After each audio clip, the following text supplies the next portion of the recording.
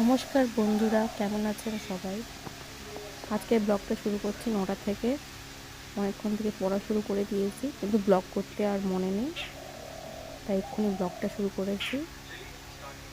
পরীক্ষা মাত্র 6 দিন বাকি আছে, দেখা যাক কী হয়।